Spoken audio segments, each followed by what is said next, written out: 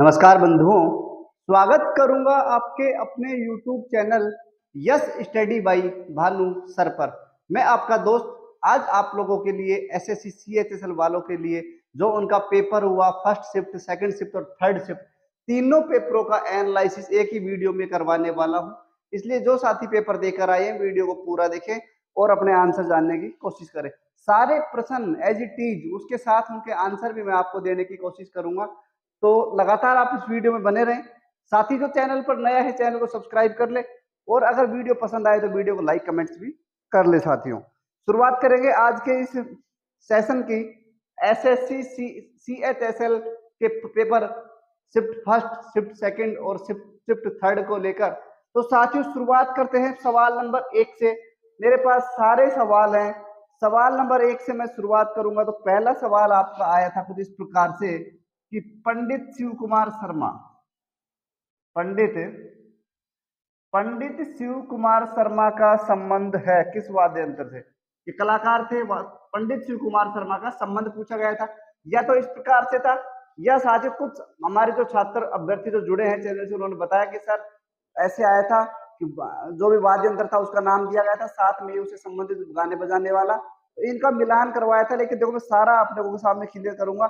अगर पंडित शिव कुमार शर्मा का पूछा गया था तो ये रिलेटेड थे संतूर से। किससे? संतूर वाद्य यंत्र से रिलेट थे। और अगर सवाल मिलाने वाला आया था तो मैं बात करूंगा सारंगी की।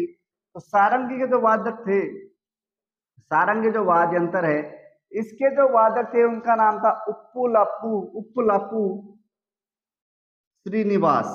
उप्पुलापू श्रीनिवास, कुछ इस प्रकार से जैसे सवाल आया होगा आपके भी। या फिर मैं बात करूं वीणा वादक, तो वीणा वादक की मैं बात करूं, वीणा जो बजाते थे उनका नाम था असद अली खान। असद अली खान। ये था आपका पहला सवाल। दूसरा सवाल आप देखो फटाफट अपन बात करेंगे। दूसरा जो सवाल था आपका वो था बंधन बैंक से रिलेटेड कि बंधन जो बैंक है इसकी स्थापना कब और कहां हुई। ये सवाल था, या तो पूछा हुआ कब या कहां। तो बंधन बैंक से संबंधित जो आपका सवाल था उसका मैं आंसर आप लोगों को बताऊं कि बंधन बैंक की स्थापना जो होती है साथियों वो कोलकाता में होती है। सवाल ये तो ये था कि बंधन बैंक की स्थापना कहां हुई। ये सवाल दूसरा ये था कि बंधन बैंक की स्थापना कब हुई। तो कब की बात करें तो इसकी स्थापना साथियों हुई थी इसी महीने 23 अगस्त 2015 को बंधन बैंक की स्थापना होती है। ये सवाल दूसरा। सवाल नंबर 3 था कि रुक्मणी अरुंडले जो थी महिला, रुक्मणी अरुंडले महिला। सवाल नेक्स्ट, रुक्मणी अरुंडले जो महिला थी का संबंध किससे था? तो कला के क्षेत्र में प्रसिद्ध थी। 1956 में इन्हें एक पुरस्कार दिया गया जिसका नाम था पद्म भूषण।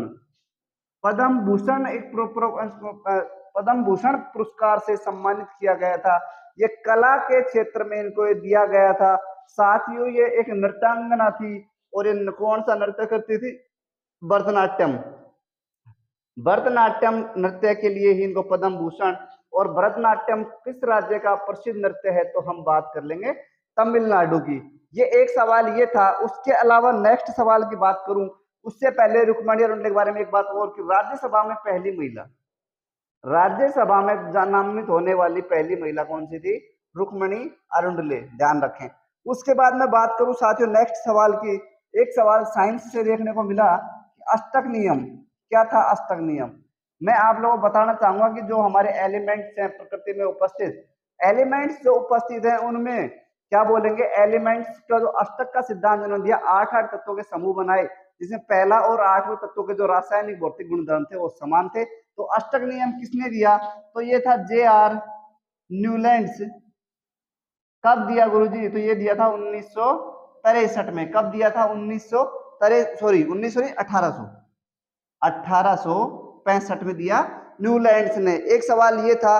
उसके अलावा एक सवाल था विधवा पुनर्विवाह महासंघ की स्थापना। विधवा पुनर्विवाह महासंघ की स्थापना कब हुई? विधवा पुनर्विवाह महासंघ। एक सवाल ये आपको देखने को मिला होगा इससे रिलेटेड। तो स्थापना करते हैं विष्णु शास्त्री पंडित। स्थापना कौन करता है? विष्णु शास्त्री पंडित। विष्णु शास्त्री पंडित, विष्णु शास्त्री पंडित इसकी स्थापना करते हैं। कब करते हैं? तो मेरे प्यारे साथियों ये करते हैं 1853 में। अगर आप लोगों से पूछ लिया जाए, अगर आप लोगों से पूछ लिया जाए सत्यशोधक समाज की स्थापना कब व किसने करी, तो मैं आप लोगों को कहना चाहूंगा कि सत्यशोधक समाज की स्थापना ज्योतिराव फूले ने करी। कब करी? तो 24 साथियों ये कब करी? ये करी 1873 में। 1873 में सत्यशोधक समाज की अगर आपको स्थापना पूछी है, सत्यशोधक समाज, तो सत्यशोधक समाज की स्थापना करते हैं कौन? ज्योतिराव फुले 1873 में। कब करेंगे? 1873 में। और सवालों की भी अपन बात करेंगे। कंटिन्यू टोटल जो जीके जीएस का पार्ट था, कुछ मैथ का पार्ट को भी कोशिश करूंगा समझाने की। दूसरा, अब नेक्स्ट सवाल की मैं बात करूं साथियों कि गुरुजी अभी और सवाल बताइए, तो और भी अपन चर्चा करेंगे। सारे सवाल जीके जीएस के कंप्लीट फिनिश करूंगा इसी वीडियो में, तो लगातार बने रहें इस वीडियो के साथ और पूरा देखें। संविधान से कुछ सवाल देखने को मिले कि आर्टिकल जो 23 है, आर्टिकल 23 की पूछा गया था। तो मैं आपको बताऊं कि एक मौलिक अधिकार है जिसका शोषण का विरुद्ध अधिकार। 23 जो नंबर 23 है, इसमें बताया गया मानव तस्करी और बलात्सरम। मानव तस्करी, बच्चों की जो तस्करी होती है उसको रोकने के लिए, और बलात्सरम के खिलाफ है। एंड बलात्सरम, बलात्सरम, ये आर्टिकल 23 था, ये जो पूछा गया था रिलेटेड। उसके अलावा आपसे आर्टिकल 360 जो आपातकाल से रिलेटेड था, वो पूछा गया था संविधान के किस भाग में आर्टिकल 360 आता है। तो आप लोग ध्यान रखेंगे कि आपातकाल से संबंधित था भाग नंबर 20, कुछ ऐसा सवाल था। उसके अलावा और सवाल जो थे उन पर भी अपन बात करेंगे। आईपीएल से रिलेटेड एक सवाल पूछा गया था, ऑरेंज कैप। पहली बात तो ये ध्यान रखेंगे ऑरेंज कैप किसे दी जाती है। ऑरेंज कैप दी जाती है जो सर्वाधिक रन बनाता है। और अब की बार जो आईपीएल 2023 में सर्वाधिक रन बनाए वो गुजरात जॉइंट से खिलाड़ी थे, शुभमन गिल। चलो ऑरेंज कैप की बात करी। नेक्स्ट इसमें पर्पल कैप भी पूछ सकता है, तो पर्पल कैप पूछ सकता है, तो ध्यान रखें इसका नाम है मोहम्मद शमी। ये भी साथियों गुजरात जॉइंट्स में ही खेल रहे, दोनों खिलाड़ी गुजरात जॉइंट्स के ही खेलने वाले थे। और बात करेंगे और सवालों की। उत्तर प्रदेश गवर्नमेंट ने 2023 में किस जनजाति को एसटी कैटेगरी में शामिल किया है? उत्तर प्रदेश में अभी जो एसटी शेड्यूल्ड ट्राइब जो कास्ट है उसमें किस कास्ट को जोड़ा है? ये उत्तर प्रदेश की बात अपन करने वाले हैं। तो उत्तर प्रदेश की मैं बात करूंगा, तो साथियों ध्यान रखें यूपी में किस जाति को एसटी में जोड़ा है? तो ध्यान रखें गोंड जाति को। कौन जाति को? गोंड जो जाति है उसको एसटी में काउंट किया गया है। उसके अलावा और सवाल है, एल्यूमिनियम संयंत्र सबसे ज्यादा भारत के किस राज्य में है? एल्यूमिनियम संयंत्र पूछा है। सबसे ज्यादा बॉक्साइट, इस बॉक्साइट से अपन अंदाजा लगा सकते हैं कि एल्यूमिनियम का जो एस्क होता है वो बॉक्साइट है। सबसे ज्यादा बॉक्साइट कहाँ मिलता है? तो इसका आंसर साथियों उड़ीसा था। क्या था? उड़ीसा। उड़ीसा राज्य में बॉक्साइट की अधिकता है और एल्यूमिनियम संयंत्र भी सबसे ज्यादा वहीं लगे हैं। उसके अलावा देखो सवाल आपसे पूछा था नौका दौड़। नौका दौड़ किस राज्य से संबंधित दौड़ है? तो इसका आंसर भी आपको बता दूं मैं कि केरल आने वाला है। उसके अलावा पूछूं, विटामिन बी आपसे पूछा गया था। पूरा विटामिन मैं आपको समझाने की कोशिश करूंगा। विटामिन बी आपसे पूछा गया। बेरी बेरी नामक रोग विटामिन बी से होता है। विटामिन बी का साइंटिफिक नेम पूछेंगे तो थाइमिन। चलो बात सारे विटामिनों की कर लेते हैं। विटामिन ए का साथ ही ध्यान रखो रेटिनोल होता है साइंटिफिक नेम। ऐसे ध्यान नहीं रहे तो ये ध्यान रखो रेटिना हमारी आंखों में होता है, आंख से रिलेटेड होता है विटामिन ए।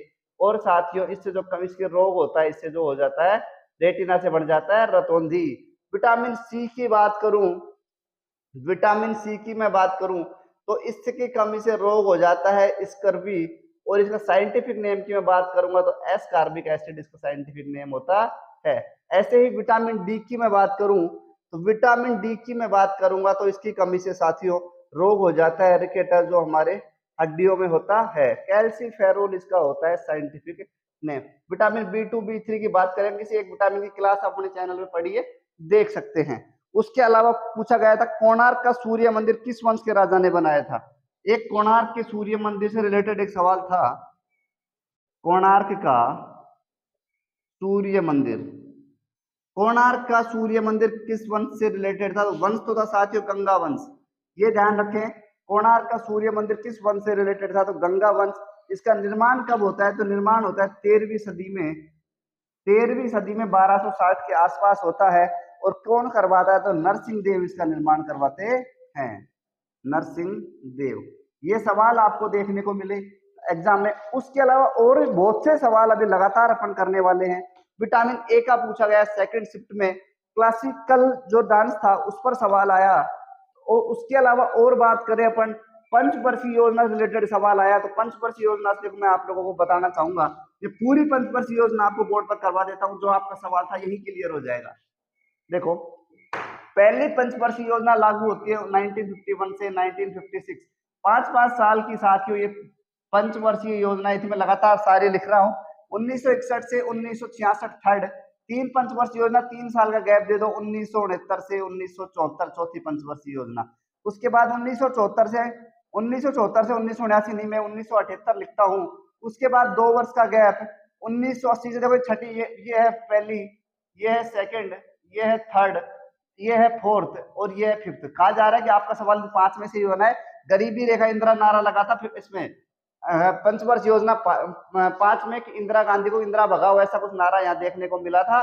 तो ये क्यों गरीबी रेखा से नीचे उस टाइम हमारे देश के हालात बने हुए थे, तो इसी सवाल, यहीं से कोई सवाल बना था, ऐसा ही कहा जा रहा है। एक 1951 सॉरी पहली पंचवर्ष योजना किस मॉडल पर आधारित था? सवाल हेराल्ड मॉडल। ये आप देख सकते हैं, कुछ ऐसा सवाल था। उसके अलावा देखो अपन बात करें कि अली अकबर खान से संबंधित एक सवाल, एक ग्रुप किस नर्तय से संबंधित है? नीलगिरी पर्वतमाला और दूसरी पर्वतमाला के बीच के भाग को क्या कहा जाता है? कुछ ऐसा सवाल था। एक वेट लिफ्टिंग से मीराबाई चानू के ऊपर पूछा था कितने केजी भार में खेलती हैं वो वेट लिफ्टिंग, तो 50 केजी भार इसका आंसर था। एक आया था विलियम हार्वे रक्त परिसंचरण तंत्र की खोज करते हैं, उन्होंने ऑर्गन की खोज करी, उनके साथ दूसरे वैज्ञानिक का क्या नाम था? मनरेगा से संबंधित 1-2 सवाल आपको देखने को मिले कि क्या उनके रेट में चेंज हुआ है, या 100 दिन के रोजगार से 150 दिन का रोजगार, कुछ इससे रिलेटेड भी आपके सवाल थे। उसके अलावा नाबार्ड की 2002 की योजना से संबंधित सवाल आपको देखने को मिले। अब मैं बात करने वाला हूँ मैथ के कुछ सवालों की। मैथ के कुछ सवालों की मैं बात करूंगा, तो इसमें औसत से आपको 1 सवाल, पार्टनरशिप से आपको 2 सवाल, उसके बाद लाभ हानि से 2 सवाल, कंपाउंड इंटरेस्ट से 2 सवाल, सिंपल इंटरेस्ट से 1 सवाल, उसके अलावा त्रिकोणमिति से आपको 2 सवाल, और सभी और अन्य बचे सभी पार्टों से आपको 1-1 सवाल देखने को मिला। तो ये आज का जो सेशन था अपना एसएससी सीएचएसएल का शिफ्ट, कुछ सवाल जो मिले मैंने कोशिश करी आप लोगों के सामने रखने की, प्रस्तुत करने की। साथियों, वीडियो पसंद आया है तो लाइक करें, कमेंट करें, चैनल के साथ जुड़ जाएं, क्योंकि आगे लगातार एग्जाम होने वाले हैं। जो अभी साथी एग्जाम नहीं हुआ है वो इस वीडियो को जरूर देखें, कुछ ना कुछ फायदा आपको जरूर मिलेगा। मेरे प्यारे साथियों, तो चैनल से जुड़ो, चैनल को सब्सक्राइब करो। फिर मिलेंगे कल किसी, या तो शिफ्ट 4 बाकी है, शाम तक एक बार एक वीडियो फिर आपको देखने को मिलेगा शिफ्ट 4 का। तो उम्मीद करूंगा कि आपको ये पसंद आया होगा। पसंद आया तो लाइक शेयर कमेंट करें। साथ ही आशा रहेगी आप सब लोग खुश रहें, स्वस्थ रहें, मस्त रहें, जबरदस्त रहें। Thank you.